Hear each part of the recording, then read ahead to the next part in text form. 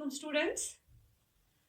जो कि आप जानते हैं, हम जो चैप्टर पढ़ रहे हैं सिक्योरिटी से रिलेटेड, उसमें हमने ट्रेडिशनल कंसेप्ट ऑफ सिक्योरिटी और non traditional concept of security अच्छे से डिस्कस किया था।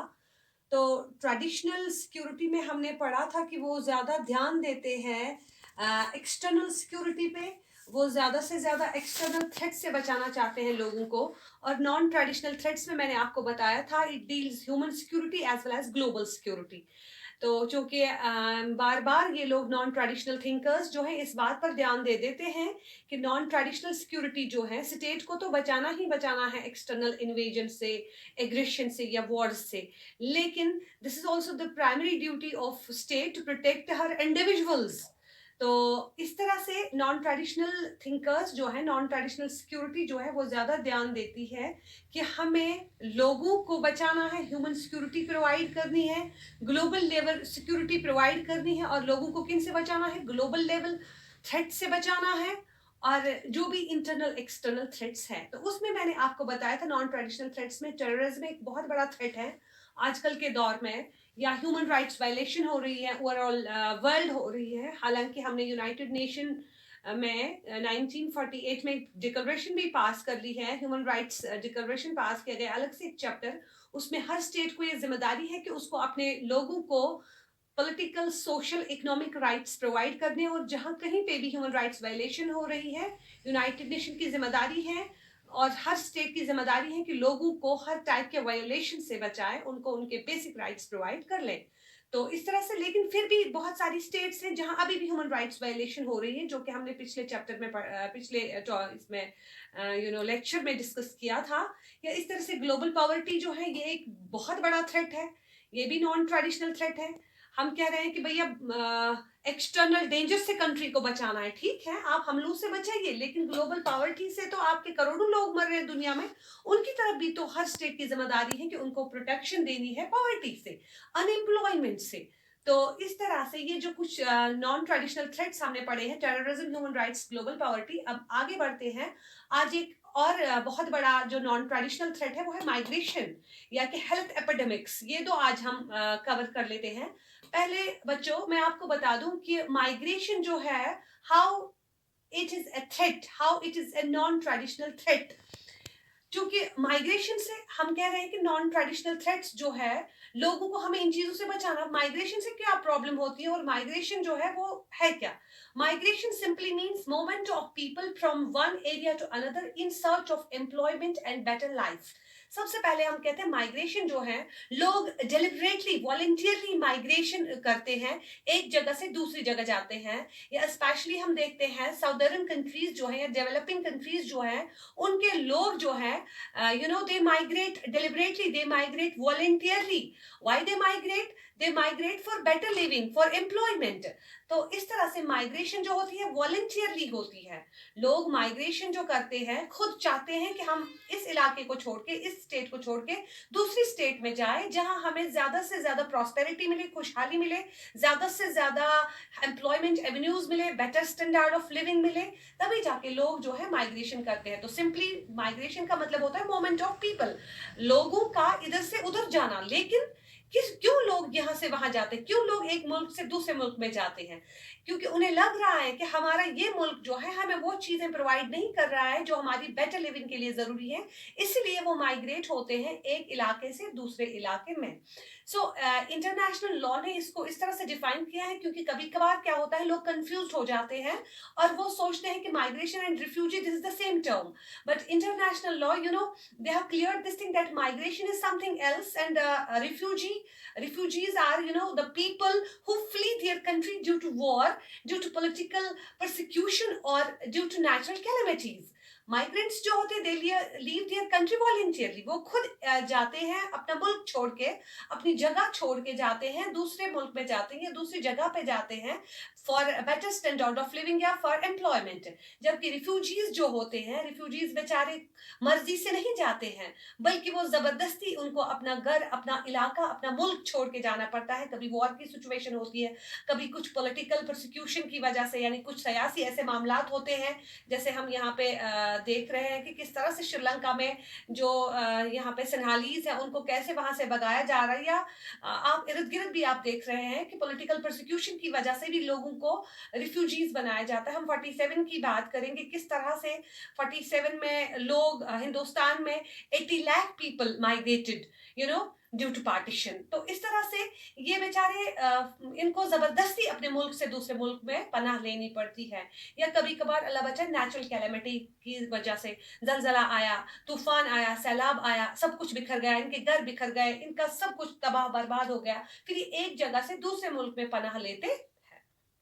इसी तरह से इंटरनेशनल लॉ ने अच्छे से डिफाइन किया है कि वॉलंटियरली जो लोग एक मुल्क से दूसरे मुल्क में जाते हैं बेटर स्टैंडर्ड ऑफ लिविंग के लिए, एम्प्लॉयमेंट के लिए, उनको माइग्रेंट्स कहा जाता है। हम यहाँ पे कश्मीरी पंडित्स की बात करेंगे, उन्होंने माइग्रेशन की, हालांकि वो अपनी with in the boundaries of India, with in the boundaries of Kashmir उनकी माइग्रेशन हुई है एक जगह से दूसरी जगह में 1989 में।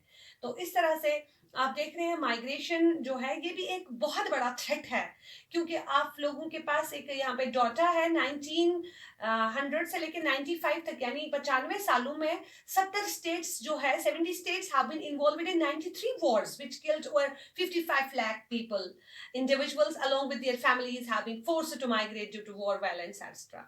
आप देख रहे हैं 1995 तक स्टेट्स के बीच में करीबन करीबन local wars, civil wars, local wars को लेके 70 वॉर्स हुए हैं स्टेट्स के बीच में, जिसमें 55 लाख से ज्यादा लोग मारे गए। और इन जंगों की वजह से, इस वायलेंस की वजह से, इस तबाही की वजह से लोगों को एक मुल्क छोड़ के दूसरे मुल्क में जाना पड़ा। जैसे मैं अपने पार्टीशन की बात कर रही हूँ, किस तरह से 80 lakh people were forced to migrate. या हम बात करेंगे श्रीलंका में जो यहाँ पे तामिल्स हैं, तो इस तरह से बहुत सारी दुनिया में आप देखिए, यहाँ बांग्लादेशी रिफ्यूजीज जो है, तो आप पूरे अगर वर्ल्ड की बात करेंगे तो इस तरह से वॉर की वजह से, वायलेंस की वजह से लोगों को क्या किया जा रहा है, कंपेल किया जा रहा है कि वो दूसरे मुल्क में पनाह ले ले। तो ये भी एक बहुत बड़ा थ्रेट है, अपना मुल्क छोड़ के, अपना सब कुछ छोड़ छाड़ के जाना है, तो अपने लोग, अपना वतन छोड़ के आप जा रहे हैं, तो ये एक बहुत बड़ा थ्रेट है लोगों के लिए। और दूसरा एक बहुत बड़ा थ्रेट है हेल्थ एपिडेमिक्स। जिस तरह से टेररिज्म एक बहुत बड़ा थ्रेट है, ग्लोबल पॉवर्टी एक बहुत बड़ा थ्रेट है, या माइग्रेशन की वजह से मैंने कहा कि लाखों लोग मारे भी गए, लाखों लोग दर बदर है, करोड़ों लोग दर बदर हैं, किसी को अभी भी स्टेट सब्जेक्ट उस मुल्क में नहीं मिल रहा है, किसी को अभी भी महाजिर कहा जा रहा है, जबकि 50-50 100 साल उनको बेचारों को हो गए हैं और उनकी लाइफ ही बर्बाद होगी, पूरी तरह से वो डिस्टर्ब है। ये एक बहुत बड़ा थ्रेट है। तो इसी तरह से हेल्थ एपिडेमिक्स, यानी हेल्थ एपिडेमिक्स आप देखिए, आप कह रहे हैं कि जब हम ट्रेडिशनल कंसेप्ट ऑफ सिक्योरिटी की बात करें, वो कह रहे नहीं भैया लोगों को बचाइए, लोगों को बचाइए। किससे बचाइए? एक्सटर्नल इन्वेजन से बचाइए, वॉर से बचाइए। अरे ठीक है, स्टेट की पहली जिम्मेदारी है कि उसको वॉर से, एक्सटर्नल इन्वेजन या थ्रेट से सिटीजन्स को बचाना ही बचाना है, लेकिन उसका क्या है? आप तो ज्यादा ध्यान स्टेट्स पे दे रहे हैं, उसका क्या है कि इंडिविजुअल्स जो है करोड़ों की तादाद में इफेक्ट हो रहे हैं, ऐसे ऐसे डिजीज आए हैं, मारे जा रहे हैं।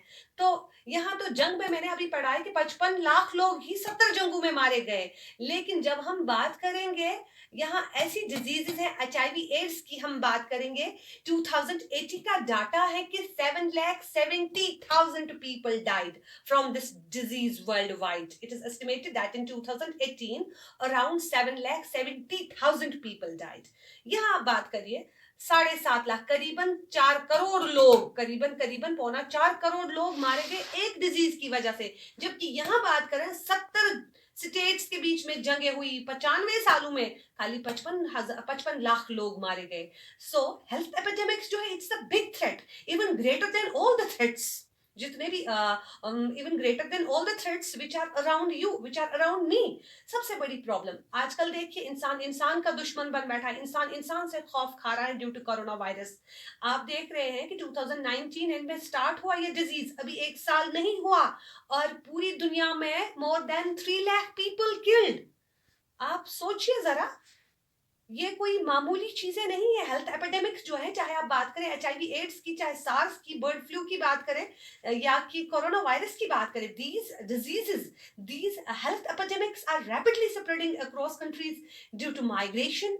Yes, ये सोचने वाली बात है, ये diseases क्यों हो रहे हैं? Due to migration, due to tourism, due to business, due to military operations, etc., etc.